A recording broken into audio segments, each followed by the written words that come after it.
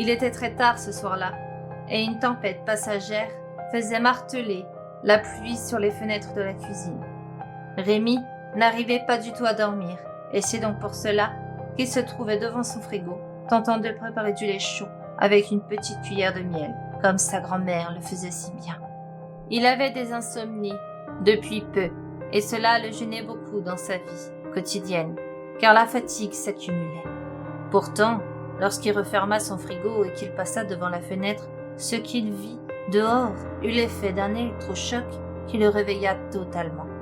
À ce moment-là, il faisait bien sombre dans la ville. La pluie était abondante et le tonnerre grondait. Mais même parmi tous ces facteurs, Rémi voyait clairement qu'une silhouette était immobile sous la pluie battante, en train de le fixer.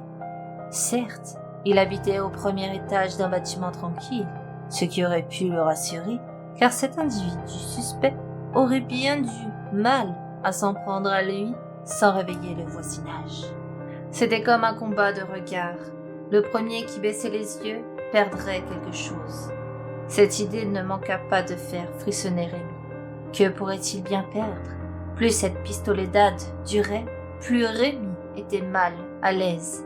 Sa fatigue avait totalement disparu et une peur grandissante était née. Dehors, à quelques pas de Rémi, la femme inconnue ne bougeait toujours pas.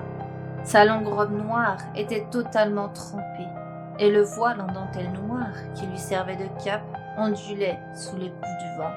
Malgré la noirceur de l'extérieur et la météo capricieuse, rien ne semblait pouvoir faire vaciller cette personne.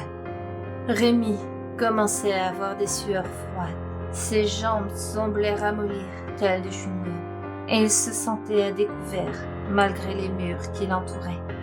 Il devrait sans aucun doute fuir, vérifier que la porte d'entrée est bien fermée et aller se cacher sous sa couette pour tout oublier. Mais il ne parvenait pas à le faire. Que se passerait-il s'il venait à bouger de la fenêtre? Rémi ne voulait pas imaginer de scénario morbide. Il songea à appeler la police, mais au même moment, un éclair vint illuminer la rue. Et l'espace d'une seconde, le visage de la femme avait été visible. Elle souriait, avec une expression déformée et folle, la bouche couverte de sang, comme si elle avait croqué dans la viande crue. Mais le pire, c'était qu'elle tenait quelque chose dans sa main gauche. Rémi n'avait pas eu le temps de bien discerner de quoi il s'agissait, car il était trop obnubilé par le visage de la femme et de son expression angoissante. C'est alors que la femme en noir tendit le bras et ouvrit sa main, en laissant l'objet en question tomber sur le sol. Le jeune homme rapprocha son visage blême de la vitre, et en plissant les yeux, il pouvait constater avec horreur que l'objet, en fait, était une tête humaine. Celle-ci roula un peu plus sur le sol, mouillé, avant de se stopper sous la faible lueur orangée du lampadaire. Rémi n'arrivait pas à crier alors qu'il découvrait qu'il s'agissait de la tête de sa voisine du rez-de-chaussée, affichant une expression de peur immuable. Ce choc de la reconnaissance le fit reculer de la fenêtre, tandis que la femme semblait trembler, comme si elle rigolait hystériquement. L'homme n'arrivait pas à se décider à tout barricader, mais appeler la police était déjà une bonne chose à faire. Il composa le numéro tout en gardant un œil sur cette folle. Mais son téléphone ne semblait guère avoir de réseau, sans doute à cause de l'orage qui avait peut-être endommagé les lignes électriques.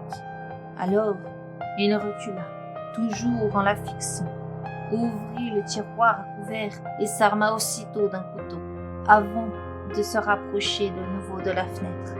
Malgré la petite distance et la pluie qui rendait leur champ de vision trouble à tous les deux, la femme semblait avoir remarqué le couteau puisqu'elle s'arrêta tout de suite de rire. La tension monta alors d'un cran et leur bataille de regards reprit de plus belle. Mais après quelques minutes, la femme leva sa main droite au niveau de son buste et fit coucou à Rémi. Ce geste de la main le fit frissonner jusqu'aux os. Peu après, le lampadaire s'éteignit. Cela ne dura pas plus de 3 secondes, mais lorsqu'elle se ralluma, la femme avait disparu, de même que la tête de sa malheureuse victime. Rémi reprit ainsi ses esprits et se précipita jusqu'à sa porte d'entrée pour tout verrouiller et ensuite aller s'enfermer dans sa salle de bain avec son téléphone. Ce n'est qu'au petit matin, vers 8 heures, que son téléphone se mit à sonner, alors qu'il s'était assoupi dans la baignoire vide. C'était son voisin du dessus, qui souhaitait ne prévenir de la tragédie qui avait frappé leur immeuble et que la police était présente pour que chacun vienne faire sa déposition. Rémi leur raconta tout en détail, mais malgré de nombreuses recherches par la police, on ne retrouvera jamais cette femme, la femme au voile noir. Et vous, si vous la voyez, ne détournez pas les yeux ou vous serez le prochain.